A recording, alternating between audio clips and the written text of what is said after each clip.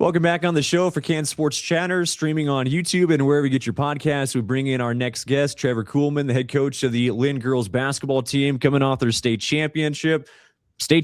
Like, how does that sound, Coach? Is that kind of sunk in for you? Yeah, still trying to process the whole thing. And honestly, I woke up yesterday thinking, we got to get back to basketball practice today. So, it's been a surreal thing, but I think probably later on it'll really truly hit me. I don't know if I really have words to describe what I'm feeling right now. How tough is that, at the end of the season, even when you don't win a state title, like when it comes out of the end? Because, every end is abrupt, right? So, how tough is it just kind of separating from that? It is because, I think when you have a great group of kids that you enjoy coming to practice and working with every day, not only is your season ending, but then your time with them is also ending too. And it's kind of a weird thing knowing that particular group will never get to practice again together. And, it's something we prepare our kids for. We talk about it that, you're not guaranteed anything when you get in the postseason. You take one game at a time, one practice at a time, and you try to value and cherish the moments that you got together. Valuing and cherishing those moments, like when that buzzer sounded and you realize, okay, yeah, we are state champs. Like, were you able to kind of take things in and just see the reactions from the girls and, even the crowd in general? Yeah, it was, I kind of tried to make sure that I maybe stepped away for a second and just tried to soak as much of it in as I could. These are memories that hopefully I'll remember the rest of my life, and, God willing, get to do this again someday, maybe, but, you're not guaranteed anything. So I wanted to make sure I was able to take that whole moment in and hopefully remember it the rest of my life. Some of the key moments in that rematch with Hanover, like what stood out in that ball game for you as you've been able to kind of process that game? Yeah, I think us getting off to a really fast start, I think helped. Whenever you play in a state championship, there's obviously a lot of nerves. There's a lot of different emotions going on. And then when you throw in your district rival in there, I think it just amps all that stuff up. So for us to come in, shoot the ball pretty well, and get off to that fast start, I think definitely allowed us to kind of get into a flow and a rhythm of the game.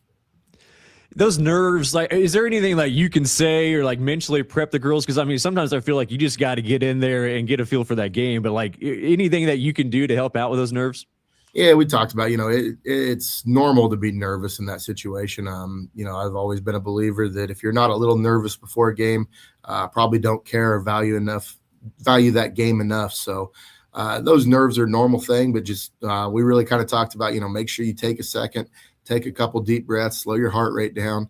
I had to tell myself that too, just getting a little amped up sometimes, but you just got to stay in the moment. We really preach, play one possession at a time. Don't worry about the fourth quarter when you're still sitting in the first quarter. You play the possession ahead of you, and the name of the game is put the ball in the hole and get stops.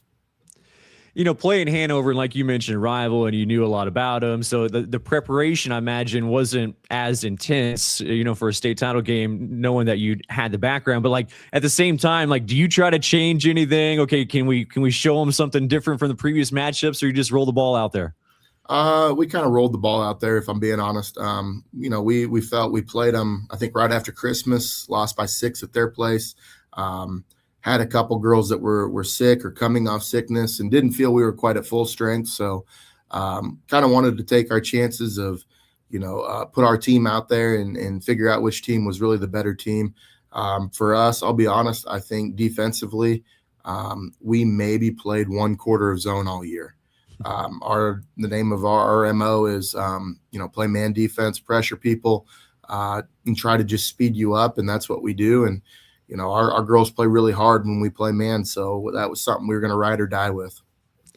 A lot has been said about, the TVL and just the toughness. And I love your guys' tournaments. And like, it's exciting to follow because you guys have so many good, talented programs. But when you get to that state tournament as a coach, would you rather see somebody else from a different part of the state? Or I know the intensity is there when you play those games, but would you rather see somebody else? Yeah, that's a tough one because, when you play a league opponent, you at least know kind of what you're walking into and what you're getting out of it.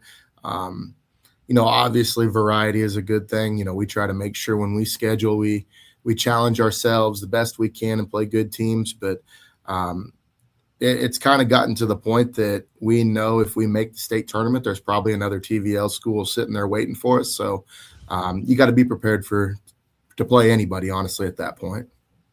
Trevor Kuhlman joining us, head coach of the Linn girls basketball team, coming off their state championship. So when you arrived back in 2019, did you feel like, right away, like you had the pieces that you needed and just kind of the support that you needed to eventually get to this point? I felt the potential was there. It was something that we needed a little bit of work. It was a program that had won 4 games the previous year, and 3 of those games were against the same opponent. I think we were down to 5 or 6 girls were going to come out. Kind of got here, numbers seemed to jump. Kids started kind of buying into some things, and it's been a process. And truthfully, it started with our buy-in and our summer stuff, like kids coming to summer weights, summer workouts. It's really been a full shift of the culture over a 7-year period. The culture we have now is nowhere close to probably what we walked into when we started this. And it's not just me. I've been blessed to have a lot of really good assistant coaches here. Had a lot of just our other head coaches, like our volleyball coach, our boys basketball coach. Those people are also very bought into what we're trying to build here. And when you get multiple voices across multiple sports, I think that helps when everybody's moving in the same direction.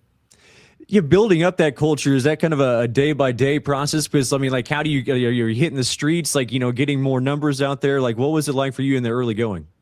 Early on it was take whatever we can get and try to just mold that into what we maybe saw the vision of our program. The foundation of everything we do, whether it's basketball, football, volleyball, I feel like one thing we've instilled in our kids is you have to play with a chip on your shoulder. You kind of always take on that underdog role, even if maybe you aren't on paper. And you kind of have to play like you have something to prove. And I feel like our kids have really, truly embraced that. And, it's been across the board. It's been a process, and it started clear back in junior high. The thing with this group, I don't think they ever finished above 3rd or 4th in our league tournament. And so it's not like we just got lucky and all of a sudden had a really great group that was winning all the time. These kids have truly bought in and they understand that you have to put the work in if you want to be good. Well, and yeah, you talk about putting the work in because, like, now, that girls program just in general across the board, the success with the volleyball team and now obviously with the basketball team, like, that's got to be fun and rewarding, seeing all that work that you put in these last 7 years. And like you said, so many others that have helped along the way, but man, it's got to be rewarding to see that. Yeah, absolutely. And it kind of reiterates what you're preaching to those kids that, if you do work, you will be rewarded. And the cool thing for me over this time period is, also as the football coach, is I get to see it trickle to our boys programs now. And our boys are starting to kind of get that mentality about them that, hey, we're going to fight and we're going to claw and we're going to be rewarded for the work we're putting into it. What's that transition like for you, guiding the football team and then switching over to winter sports? So this year was kind of an interesting one because we were fortunate enough to make it all the way to sectionals.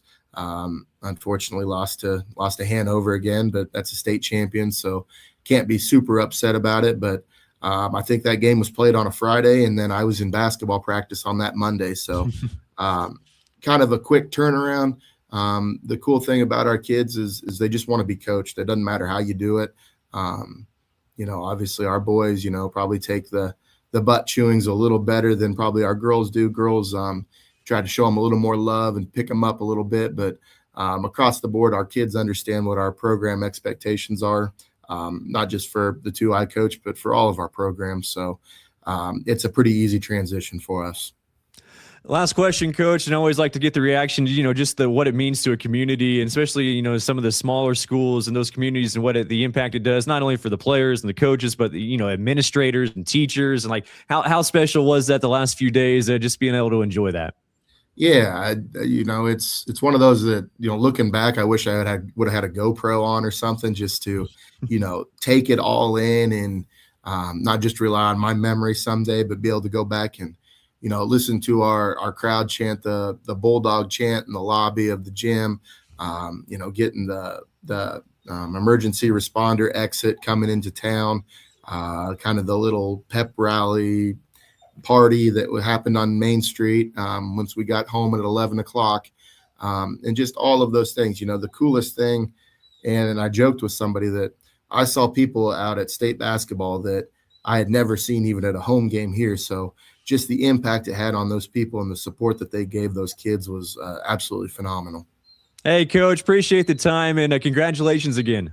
Thank you. I appreciate you having me. That is Trevor Kuhlman, the head coach of the Linn girls basketball team.